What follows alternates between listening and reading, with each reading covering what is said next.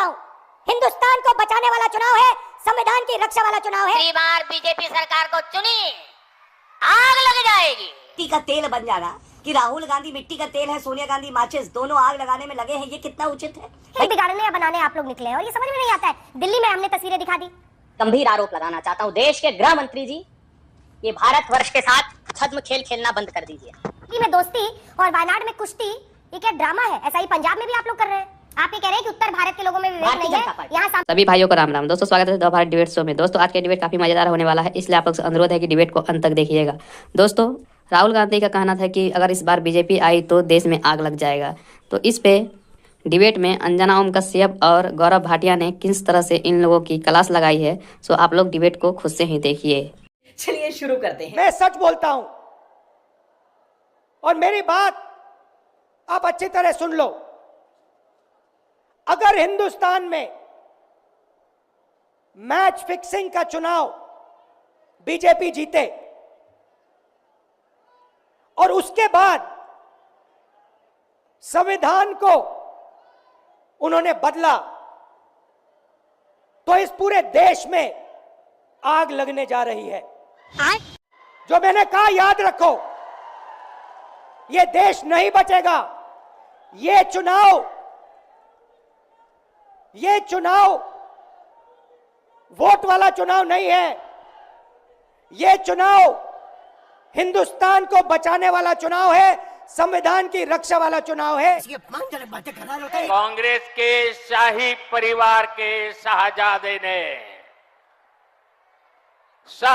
ने ऐलान किया है कि अगर देश ने तीसरी बार बीजेपी सरकार को चुनी, आग लग जाएगी।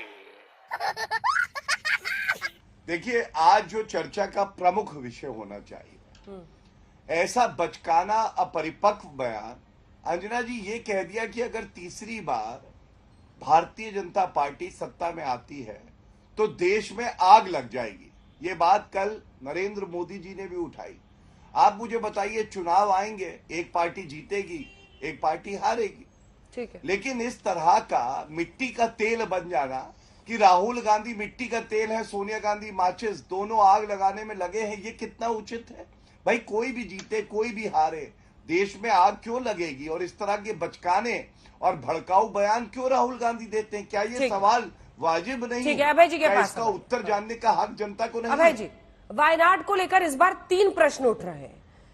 सबसे पहला, इसी संडे को रामलीला मैदान, जहां पर डी राजा खुद मंच पर आपके साथ मौजूद थे, सीपीआई के जनरल सेक्रेटरी, उनकी पत्नी आने राजा राहुल गांधी के खिलाफ चुनावी मैदान में वायनाड में उतरी हुई हैं। किसका खेल बिगाड़ने या बनाने आप लोग निकले हैं और ये समझ में नहीं आता है। दिल्ली में हमने तस्वीरें दिखा दी, लोकतंत्र बचाओ, तानाशाही हटाओ, और वहां आपस में वायनाड में लड़ रहे राहुल गांधी को ही चुनौती दे रहे हैं। क्यों ऐसा हो रहा है? थोड़ा समझाइए कि दिल्ली में दोस्ती और वायनाड में कुश्ती, ये क्या ड्रामा है? ऐसा ही पंजाब में भी आप लोग कर रहे हैं, तो क्या ये धोखा नहीं है जनता के साथ? दूसरा, वही आरोप जो बीजेपी लगाती है। 3 पॉइंट है सर, थोड़ा सा रुक जाइए। दूसरा पॉइंट है कि जहां पर क्रिश्चियंस और मुस्लिम्स मेजॉरिटी में है, ऐसी सीट खोज कर राहुल गांधी भागे हैं, ये बीजेपी का आरोप है। अमेठी को लेकर कमिटमेंट नहीं करना चाहते। क्यों नहीं करना चाहते? अभी तक आप लोगों ने सभी सीट, ओडिशा हर जगह के अनाउंसमेंट कर दिया है, लेकिन अमेठी रायबरेली को लेकर चुप है। तीसरी बात जो सबसे बड़ी दिखाई देती है कि लोकतंत्र को आप लोग बार बार कह रहे हैं खतरे में है। अरे सर, जो वोटर जाता है अपना वोट देने, उसको कहिएगा लोकतंत्र खतरे में, मतलब तुम्हारा वोट नकली है। तीनों पर आपका जवाब। अंजना जी, हर राजनीतिक दल का लोकतांत्रिक अधिकार है कि वो अपने प्रतिद्वंदी दलों के साथ सामने चुनाव लड़े।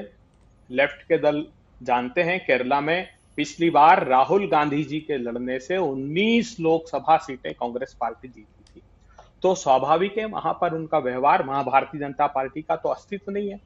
जो बीते 1 दशक से कह रहे हैं कि हमारे बगैर सरकार नहीं बनेगी और सीट नाम मात्र की भी नहीं आती इनको।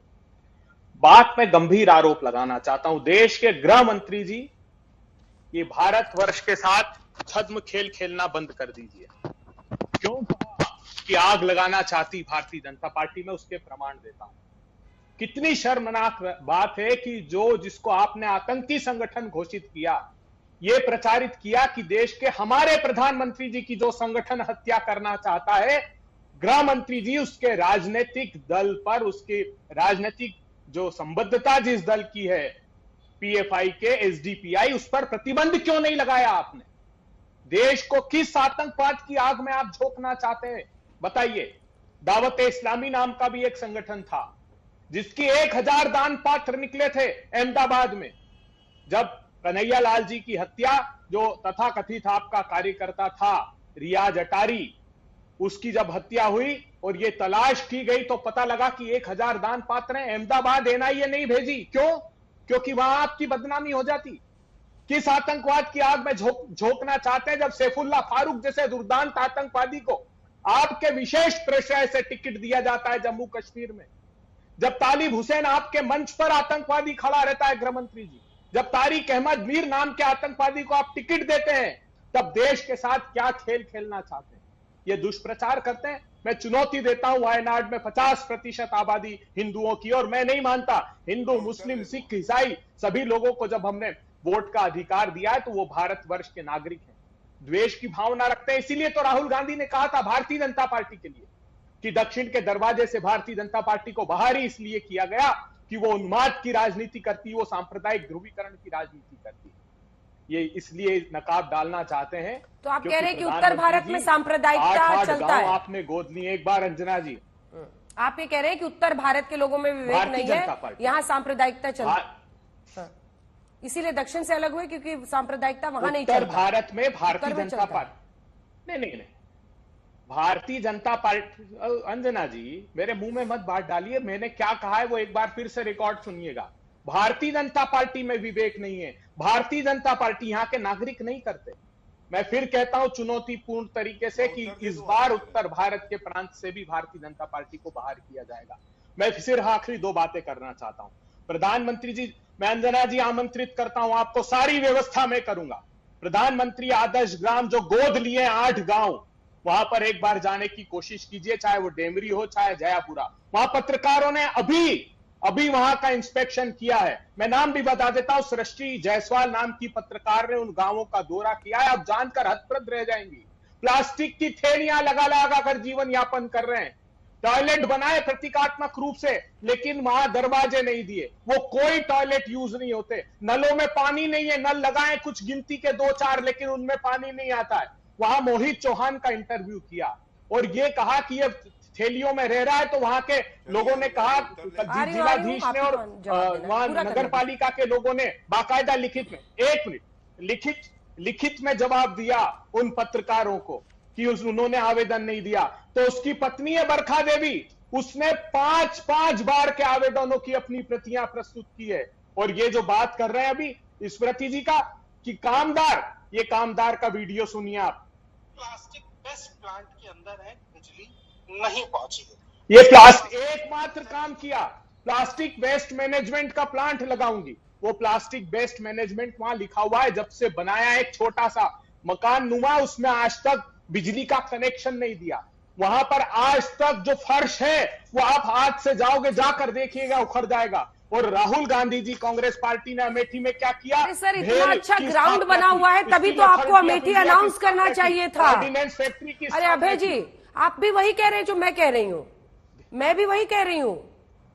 इतना अच्छा ग्राउंड है, आप कह रहे हैं कि लोग नाराज हैं, राहुल गांधी का इंतजार कर रहे हैं, तो नॉमिनेट क्यों नहीं करते उनको वहां से चुनाव लड़ने के लिए?